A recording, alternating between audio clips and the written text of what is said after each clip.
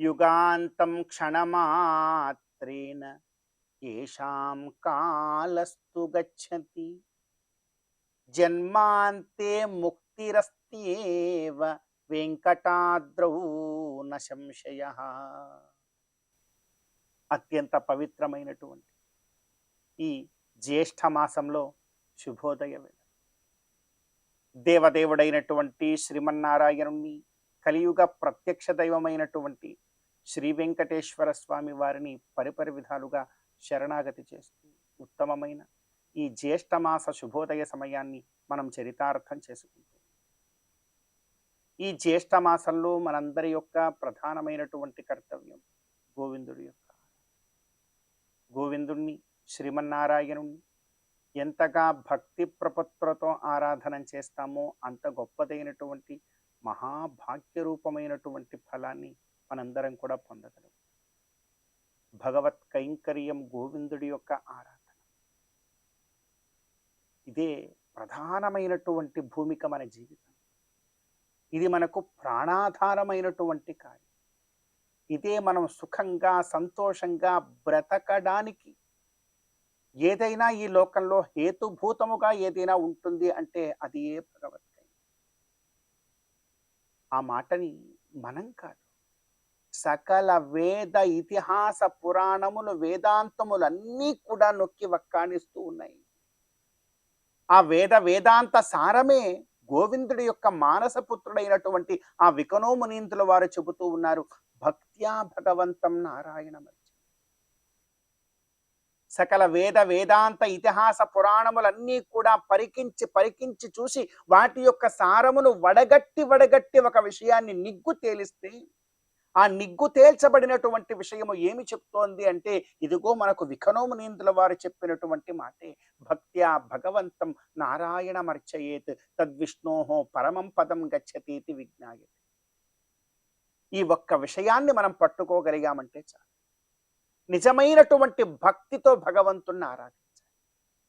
అయితే ఆ భక్తి కూడా అకుంఠితంగా ఉండాలి. ఏదో తాత్కాలికంగా భక్తి ఇవన్నీ కాదు. సర్వకాల సర్వావస్థల యందు అకుంఠితమైనటువంటి ఒక భక్తి ప్రీతి భగవంతుడి యందు మనకు. అటువంటి భక్తితో ఆరాధించాలట చెప్తున్నారు శాస్త్రం కూడా. నీవు వెంకటాద్రిలో భక్తి ప్రపత్తులతో నీవు ఉండగలిగావా, ఒక్క క్షణమున్నా కూడా చాలయ్యా నీ జన్మ తరిస్తు. అంత ఎందుకు, యుగాంతం క్షణమాత్రేణ ఏషాం కాలస్తు గచ్చతి. వెంకటాద్రిలో యుగాల కాలము కూడా క్షణకాలములాగా గడిచిపోతుంది. నీకు ఎంత పవిత్రమైనటువంటి దివ్యధామము అది, నిజంగా కలియుగ వైకుంఠం.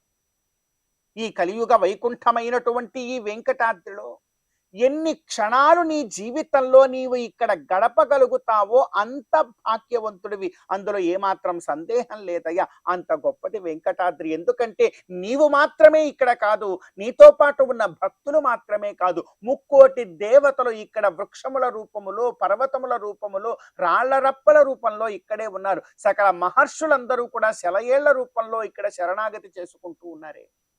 అంత గొప్పదయ్యా వెంకటాద్రి. అక్కడ నీవు ఒక్క క్షణం ఉన్నావంటే నీ జీవితం ధన్యం. యుగాంతం క్షణమాత్రేణ ఏషాం కాలస్తు గచ్చతి జన్మాంతే ముక్తిరస్త్యేవ వెంకటాద్రౌ న సంశయః. ఒకవేళ ఈ జన్మాంత కాలము వచ్చినప్పుడు నీవు వెంకటాద్రిలో గడిపినటువంటి క్షణములన్నీ కూడా నీ జన్మమునకు హేతుభూతమయ్యి నిన్ను ముక్తి లోకానికి చేరుస్తాయి. అందులో సందేహం లేదయ్యా. అంత గొప్పది వెంకటాద్రి యొక్క దర్శనము అంటూ. కనుక మనం అందరం కూడా యథాశక్తి ఆ వెంకటగిరులలో ఉండేటువంటి శ్రీ వెంకటేశ్వరుని దర్శించుకొని తరించేటువంటి ప్రయత్నాన్ని మనం అందరం కూడా ఆచరిస్తూ ఈనాటి తిథివార నక్షత్రాలలో ఉండేటువంటి తత్వాన్ని కాస్త మన జీవితానికి అన్వయించుకునే ప్రయత్నం చేద్దాం. ఈ రోజున జూన్ 20వ తేదీ, జ్యేష్ఠ మాస శుక్లపక్ష షష్ఠి తిథి. ఈ రోజున షష్ఠి తిథి రోజున సుబ్రహ్మణ్య స్వామి వారి యొక్క ఆరాధన మనకు సంతాన రక్షణ అనేటువంటి ఫలాన్ని కలగజేస్తుంది. గృహస్య శేషం గురుభిస్ సుపూజితం అని గుహుడి యొక్క ఆరాధన మనకు సంతాన రక్షణను కలగజేస్తుంది. అదేవిధంగా ఈ రోజున నక్షత్రము మఖా నక్షత్రం. ఇది పితృదేవతాకమైనటువంటి నక్షత్రం. ఈ రోజున పితృదేవతా స్మరణము మనకు వంశాభివృద్ధినిస్తుంది. అదేవిధంగా ఈ రోజున వారం శనివారం. కలియుగ ప్రత్యక్ష దైవమైనటువంటి శ్రీ వెంకటేశ్వరుడి యొక్క ఆరాధన మనకు మోక్షప్రదము. ఈ తిథివార నక్షత్రాలలో ఉండేటువంటి తత్వాన్ని మన జీవితానికి అన్వయించుకొని గోవిందుడి యొక్క అనుగ్రహంతో ఈ జ్యేష్ఠ మాస శుభోదయ సమయాన్ని మనం చరితార్థం చేసుకుందాం. శ్రీ మహాలక్ష్మియట సింగారాలకే మరుదు, కాముని తల్లియట చక్కదనాలకే మరుదు. శ్రీ మహాలక్ష్మియట సింగారాలకే మరుదు, కాముని తల్లియట చక్కదనాలకే మరుదు. సోమునితో బుట్టువట సొంపు కళలకే మరుదు. కోమలాంగి ఈ చూడి కుడుతనాంచారి, చూడరమ్మ సతులాల శోభాన పాడరమ్మ కూడున్నది, పతి చూడి కుడుతనాంచారి.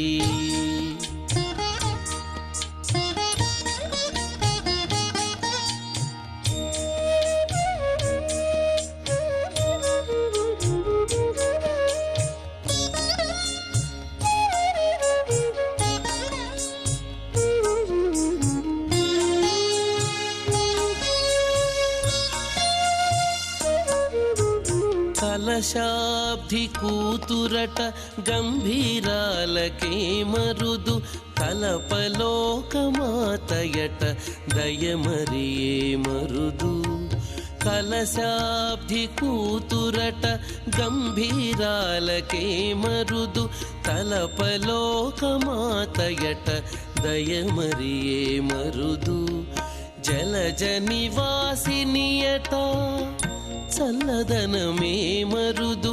జలజ నివాసినియట చల్లదనమే మరుదు.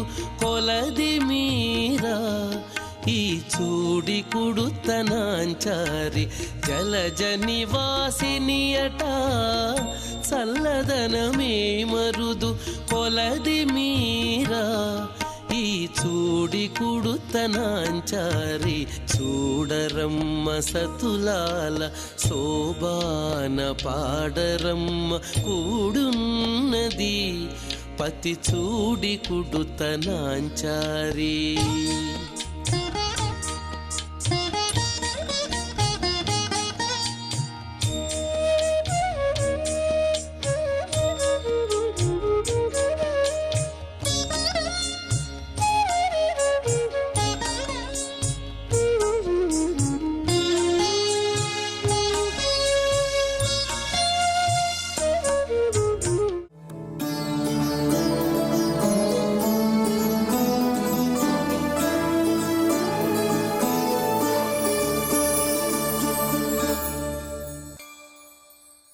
కమప్యనవధిం వందే కరుణావరుణాలయం, వృషశైలతటస్థానాం స్వయం వ్యక్తిముపాగతం.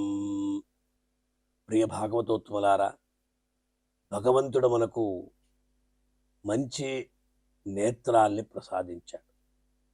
ఆ నేత్రాల్ని ఎలా సార్థకం చేసుకోవాలి అనే విషయాన్ని మనం కులశేఖర ఆళ్వారుల యొక్క ఆ దివ్య సూక్తి ద్వారా తెలుసుకునే ప్రయత్నం చేద్దాం. కులశేఖరులు ముకుందమాలలో జిహ్వే కీర్తిమైనటువంటి శ్లోకంలో ఆ 3వ పాదంలో కృష్ణం లోకయ లోచనద్వయ, లోచనద్వయం, లోచనం అంటే కళ్ళు, నేత్రములు, సర్వేంద్రియాణం నయనం ప్రధానం అన్నారు. అంటే కళ్ళు లేకపోతే మనం ఏం చేయాలి? అందువల్ల కళ్ళు అన్నిటికీ సర్వేంద్రియాణం నయనం ప్రధానం. ఇది చాలా ముఖ్యం. భగవంతుణ్ణి చూడడానికి, భగవంతుని దర్శించుకోవడానికి, భగవంతుని యొక్క దివ్య క్షేత్రాన్ని మనం దర్శించుకోవడానికై ఈ నేత్రములు ప్రధానం. కంటితో చూడాలి, కంటితో మంచిని చూడాలి, కానీ కంటితో చెడును చూడకూడదు. అందువల్ల ఆళ్వాళ్ళు చెప్తున్నారు, కృష్ణం లోకయ లోచనద్వయ. ఓ రెండు కళ్ళురా, లోచనద్వయ కృష్ణుణ్ణి లోకయ, ఆ కృష్ణుణ్ణి చూడు అన్నారు. ఏం లాభం అన్నారు. వాస్తవంగా చూస్తే మనకు భగవంతుడు విచిత్ర దేహ సంపత్తి ఈశ్వరాయ నివేదితమన్న రీతిగా ఈ దేహమంతా కూడా భగవంతుడికి అర్పించాలి, సమస్త ఇంద్రియాలంతా కూడా భగవంతుడికి అర్పించాలి. అందువల్ల ఈశ్వరాయ నివేదితం, అతడే ఇచ్చాడు, అతడికే మనం ఇవ్వాలి. అందువల్ల చెప్తూ ఉంటారు, త్వదీయం వస్తు గోవింద తుభ్యమేవ సమర్పయే, నీ యొక్క వస్తువును నీకే అర్పిస్తున్నాము అని చెప్పడంలో ఎంత అంతరార్థం ఉంది చూడండి. అంచేత ఇక్కడ కృష్ణం లోకయ లోచనద్వయ, వెంకటేశ్వర స్వామి వారు చూడడానికి, దర్శించుకోవడానికి ఈ రెండు కళ్ళని మనకు భగవంతుడు ప్రసాదించాడు అనుకోవాలి. స్వామి, కొంతమంది కళ్ళు ఉండవు, వాళ్ళు ఎలా భగవంతుని చూస్తారు అంటే, అందుకే చెప్తారు జ్ఞాన నేత్రాలు చెప్తూ ఉంటారు. ఆ స్వామివారి యొక్క దివ్య రూపాన్ని ఒక్కసారి మనసులో తలుచుకొని తద్వారా భగవంతుణ్ణి చూస్తూ ఉంటారు. అందువల్ల మనోనేత్రాలు అని కూడా చెప్తూ ఉంటారు. నేత్రం అంటే ఈ నేత్రం మాత్రం కాదు, మనోనేత్రాలు కూడా అక్కడ ఉన్నాయి. కనుక మనకు భగవంతుడు ఇటువంటి అద్భుతమైనటువంటి నేత్రాల్ని ప్రసాదించినప్పుడు వేరే విషయాల్ని మనం చూడం. లోకల్లో ఏదో జరుగుతూ ఉంటాయి, ఒకడు చంపుతూ ఉంటాడు, ఒకడు ఏదో చేసి, అదంతా మనకు అవసరం. వెంకటేశ్వర స్వామివా ఆయన ఎలా వేంచేసి ఉంటాడు. కందర్పకోటి సదృశం కమనీయ వేషం ముక్తావళీ లలితకంఠముదారహారం పీతాంబర ద్యుతి విరాజిత దివ్యదేహం శ్రీ వెంకటేశ్వర ఆత్మని సన్నిధత్తాపని ఆ నల్లగా నిగనిగలాడుతూ స్వామి, ఆ లలాటంలో నుదుట అద్భుతమైనటువంటి ఆ ఊర్ధ్వపుండాన్ని ధరించి, అదే ప్రకారం ఆ శిరస్సులో చక్కటి కిరీటాన్ని ధరించి, శంఖచక్రాదులంతా కూడా ధరించి, అభయహస్తం, కటిహస్తం, వరదహస్తం ఈ ప్రకారంగా ఉంటూ పాదార విందాలు మనకు చూపెడుతూ స్వామి ఉన్నాడే. ఇది చూడడానికి కదా మనకు కళ్ళు కావాలి. అలాగే స్వామివారికి జరిగేటువంటి నిత్యోత్సవాలు, వారోత్సవాలు, పక్షోత్సవాలు, నక్షత్రోత్సవాలు, మాసోత్సవాలు, అయనోత్సవాలు, సంవత్సరోత్సవాలు, ఇన్ని ఉత్సవాలు, భగవంతుడు ఉత్సవ ప్రియుడు కనుక తిరుమలలో జరిగేటువంటి అనేక ఉత్సవాలని తిలకించడానికి ఇక్కడ భగవంతుడు మనకి నేత్రాలను ఇచ్చాడు. ఇక్కడ కృష్ణం లోకయ అనేప్పుడు కృష్ణుడు ఎవరు? వెంకటాద్రి కృష్ణుడు. ఆయన వెంకటాద్రి రాముడు, ఆయన సాక్షాత్ కృష్ణ పరమాత్మే ఈనాడు వెంకటేశ్వర స్వామిగా వెలుగొందుతున్నాడు అని ఆళ్వార్లు కున్నమేంది కుడిరుమణి హాక్తవరన్నారు. ఒకానొక కాలంలో గోవర్ధనగిరిని ఎత్తి పట్టుకున్నటువంటి స్వామి ఈనాడు వెంకటేశ్వర స్వామిగా ఆ వెంకటాచలంలో వేంచేసి ఉన్నాడు. అదే ప్రకారము ఆ రాముడిగా అవతరించినటువంటి, రామభద్రుడిగా అవతరించినటువంటి, రామచంద్రుడిగా అవతరించినటువంటి, సీతాపతి అయినటువంటి ఆ పురుషోత్తముడే ఈనాడు మనకు వెంకటేశ్వర స్వామిగా ఇక్కడ వెలుగొందుతూ ఉన్నాడు. మనం ఏం చేయాలండి? ఆహా, భగవంతుడి నేత్రాలు మనకి ఇచ్చాడు. ప్రతిరోజు కూడా భగవంతుణ్ణి మనం దర్శించుకుంటాం. కుదురుతుందా? అసంభవం. కొంతమందికే కుదురుతుంది. అందువల్ల ఏం చేస్తాం? మన ఇంట్లో అయినా పూజ చేసుకుంటూ స్వామివారి యొక్క చిత్రపటాన్ని మనం దర్శించుకుంటూ ఉంటే చాలు. ఆయన్ని కలియుగ ప్రత్యక్ష దైవంగా ఉన్నటువంటి ఆ స్వామిని మనం నేరుగా తిరుమలకి వెళ్ళి దర్శించుకున్నట్టు అవుతుంది. ఈ ప్రకారంగా కృష్ణం లోకయ లోచనద్వయ, ఈ రెండు నేత్రముల యొక్క సార్థక్యం ఏమిటి అంటే వెంకటేశ్వర స్వామిని దర్శించుకోవడం, పద్మావతి అమ్మవారిని దర్శించుకోవడం, కృష్ణుణ్ణి, రాముణ్ణి, దశావతారాన్ని దర్శించుకోవడం, తిరుమల క్షేత్రాన్నంతా కూడా ఒక్కసారి దర్శించుకోవడం, ఆదివరాహ స్వామిని దర్శించుకోవడం, స్వామి పుష్కరిణి ఆ తీరం అది మాత్రంగా పుష్కరిణి దర్శించుకోవడం, అక్కడ తుమ్మూరు తీర్థం, జాబాలి తీర్థం, రామకృష్ణ తీర్థం, కుమారధార తీర్థం, ఎన్ని తీర్థాలు! కేవలం దర్శనం చేతనే కూడా మనకు సమస్తమైనటువంటి పుణ్యములు శుభములు కలుగుతాయని శాస్త్రాలు చెప్తున్నాయి. కనుక భక్తులైనటువంటి మనం అందరం కూడా భగవంతుని చేత అనుగ్రహించబడినటువంటి ఈ నేత్రముల ద్వారా స్వామి ఎల్లప్పుడూ ఈ నేత్రములతో నిన్నే దర్శించుకోవాలి అని ప్రార్థిస్తూ ఆ దేవదేవుని యొక్క దివ్యమైనటువంటి అనుగ్రహాన్ని పొంది తరిద్దాం. ఓం నమో వెంకటేశాయ. అమరవందితయట అట్టే మహిమయే మరుదు, అమృతము చుట్టమట ఆనందాలకే మరుదు. అమరవందితయట అట్టే మహిమయే మరుదు, అమృతము చుట్టమట ఆనందాలకే మరుదు. తమితో శ్రీ వెంకటేశు తానే వచ్చి పెండ్లాడే, తమితో శ్రీ వెంకటేశు తానే వచ్చి పెండ్లాడే. కొమెర వయస్సు ఈ చూడి కుడుతనాంచారి, చూడరమ్మ సతులాల శోభాన పాడరమ్మ కూడున్నది. పతి చూడి కుడుతనాంచారి, చూడరమ్మ సతులాల శోభాన పాడరమ్మ కూడున్నది, కూడున్నది. పతి చూడి కుడుతనాంచారి శోభాని, శోభాని, శోభాని, శోభాని, శోభాని, శోభాని.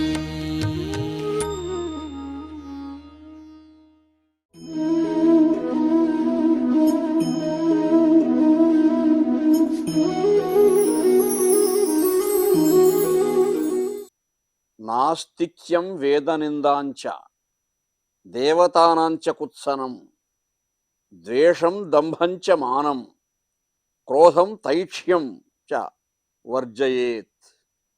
చాలా గొప్ప సూక్తి ఇది. జీవితంలో మనం విడిచిపెట్టవలసినటువంటి దుర్గుణాలు ఏమి అని చెప్పారు ఇందులో. ఎట్టి పరిస్థితుల్లోనూ ఈ దుర్గుణాల జోలికి పోకూడదు జీవుడు. నాస్తిక్యం, భగవంతుడు లేడు అని వాదించడం కంటే అజ్ఞానం లేదు. వేదనిందాంచ, వేదాన్ని నిందించకూడదు. భారతీయ విజ్ఞాన సర్వస్వానికి మూలకందాలు వేదాలు. అటువంటి వేద ధర్మాన్ని ప్రామాణ్యంగా భావించి ప్రాచీన కాలంలో చక్రవర్తులు పరిపాలన చేశారు. ఇప్పుడు కూడా అటువంటి వేద ధర్మాన్నే మనము పాటించి మన జీవితాన్ని గడపాలి. సత్యం వద, ధర్మం చర, ఇవన్నీ వేదం చెప్పినటువంటి సూక్తులు, ఉపనిషత్తులు, వేదాంగములు, వేదాంతములు. ఇవన్నీ కూడా మన జీవన శ్రేయస్సును కాంక్షించి ఏమి ప్రబోధించి ఉన్నాయో ఆ ప్రబోధాలన్నీ కూడా మనము తూచా తప్పకుండా ఆచరించే ప్రయత్నం చేయాలి. దేవతానాంచ కుత్సనం, దేవతా నింద మహాపాపం. భారతీయ సంస్కృతిలో ఏకం సత్ విప్రా బహుధా వదంతి, పరమాత్మ ఒక్కడే, ఎంత మాత్రమున ఎవ్వరు దలచిన అంత మాత్రమే నీవు, అంతరాంతరము లించి చూడ పిండంతే నిప్పటి అన్నట్లు, కులుతురుమి వైష్ణవులు కూరిమితో విష్ణుడని, పలుకుదురు వేదాంతులు పరబ్రహ్మమనియు, తలతురుము శైవులు తగిన భక్తులు శివుడనుచు, అలరి పొగడుదురు కాపాలికులు ఆదిభైరవుండనుచు అని శక్తిరూపు నీవనుచు అని అన్నమాచార్యుల వారు ఏ విధంగా ప్రబోధించారు. పరమాత్మను ఏ నామధేయంతో ఆరాధించినా, రాముడుగా ఆరాధించినా, కృష్ణుడుగా ఆరాధించినా, ఆయా సాధకులు జీవులు వారి వారి ఇష్టమైనటువంటి దేవతామూర్తుల్ని వారు ఆరాధించడం సముచితం. అలా ఆరాధించేవారు మరొక దేవతామూర్తిని గురించి విమర్శించకూడదు. ఆయన దేవుడు కాదు, ఈయన దేవుడు కాదు, ఈయన చూసొచ్చాడా పోయి, నీ దేవతామూర్తిని నువ్వు ఆరాధించుకో హాయిగా. నిష్ఠాగరిష్టమైనటువంటి అంతరంగంతో, అచంచల భక్తి విశ్వాసంతో, దాసుడవై శరణాగతుడవై నీవు ఏ దేవతామూర్తిని విశ్వసించావో ఆ దేవతామూర్తిని, ఆ రాముణ్ణి, కృష్ణుణ్ణి ఆనందంగా ఆరాధించుకో. దేవతానాంచ కుత్సనం, అలా దేవతామూర్తులు నిందించకూడదు. అలాగే ద్వేషం దంభంచ మానం, ఇతరుల పట్ల ద్వేషం కలిగి ఉండకూడదు. దంభము, ఆడంబరం మంచిది కాదు. దురభిమానం మంచిది కాదు. మితిమీరిన ఆత్మాభిమానం, నన్ను మించినటువంటి వాడు లేడు అనేది. కొంతమంది మాట్లాడుతూ ఉంటారు, ఆత్మస్థుతి పరనందే, తనకంటే గొప్పవాడు లేడు, ఎదుటివాడికి ఏమీ తెలియదు. ఈ రెండు అర్థాలు వచ్చేట్టు మాట్లాడుతూ ఉంటే ఏమి లాభం చెప్పండి. అటువంటి ద్వేషగుణాలు కానీ ఆడంబరాలు కానీ లేకుండా, దురభిమానంతో కూడినటువంటి మనోవికారాలు లేకుండా, క్రోధం తైక్ష్యంచ వర్జయేత్, క్రోధాదులు లేకుండా. ధృతరాష్ట్రుడు విదురుణ్ణి అడిగాడట, సంజయుణ్ణి అందరూ దగ్గర కూర్చొని మాట్లాడుతూ ఉంటారు కదా, అయ్యా నాకు మనశ్శాంతే లేదు, ఏదైనా మనశ్శాంతి కలిగించే మంచి మాట చెప్పండి అయ్యా అంటే, నియత తపమును ఇంద్రియ నిగ్రహంబు భూరి విద్యయు శాంతికి కారణములు, వీనికంటెను కూడా మేలైన శాంతి కారణము లోభముడుగుట కౌరవేంద్ర అని చెప్పారట. నియత తపమును అంటే నియమితమైనటువంటి అనుష్ఠానశీలంతో కూడినటువంటి సదాచారం కావాలి ఎవరికైనా. ఇంద్రియ నిగ్రహంబు, మనకున్నటువంటి ఇంద్రియ శక్తులను నిగ్రహించుకునే శక్తి కావాలి మనకి. అన్ని కోరికలు కోరుతూ ఉంటుంది, మన ఇంద్రియాలు కోరుతూ ఉంటాయి, అవి నిగ్రహించుకోగలగాలి. భూరి విద్యయు, కేవలం విద్య తెలుసుకోవడం కాదు, విద్య యొక్క సారాన్ని తెలుసుకుంటే అది భూరి విద్య. ఈ మూడు ఎక్కడుంటే శాంతి అక్కడుంటుంది మహారాజా. వీనికంటెను కూడా మేలైన శాంతి కారణము లోభముడుగుట, అంటే కామ క్రోధ లోభ మోహ మదవత్సర్యాలతో కూడిన సంస్కారం అయితే ఏదైతే ఉందో, ఇక్కడ క్రోధం తైక్ష్యంచ, క్రోధమైన లోభమైన అన్ని అరిషట్ వర్గంలో కూడాలే కదా, అది ఉండకూడదు. ధృతరాష్ట్రుడికి ప్రధానంగా ఆ లక్షణం ఉంది. ఎదుటి వాడికి ఉందే నాకు లేదే అంటే ఎలాగా? అది వాడి తపస్సు, వాడి కృషి. నీవు కూడా అలా కృషి చెయ్యి, అలా తపస్సు చెయ్యి, అలా భగవంతుని యొక్క మెప్పుదల పొందు. అది చేయకుండా నాకు లేదే వాడికి ఉంది అంటే ఎలాగా? ఆ లోహం అనే గుణం ధృతరాష్ట్రుడికి ఎక్కువగా ఉంది. అది ప్రత్యేకించి చెప్పారు వాళ్ళు. అందుకని మూడు తపస్సు గురించి చెప్పారు, విద్య గురించి చెప్పారు, ఇంద్రియ నిగ్రహం గురించి చెప్తూ లోభం కూడా ఉండకూడదు అని చెప్పి, అంటే నీకు అది ఉంది ముఖ్యంగా అని. కాబట్టి ఈ సూక్తిలో ఉండే మర్మం చూడండి అని. ద్వేషం దంభంచ మానం, ఈ ఆడంబరాదులు మనోవికారాలు ఏమీ అక్కర్లేదు. అటువంటి యోగాన్ని ఆశ్రయించి నిశ్చల నిర్వికార నిరంజనుడై ఉంటే వాడు తప్పకుండా పరమాత్మను మెప్పించగలడు. అది మన సాధనలో ఆ విధంగా మనం సఫలీకృతం కావాలి.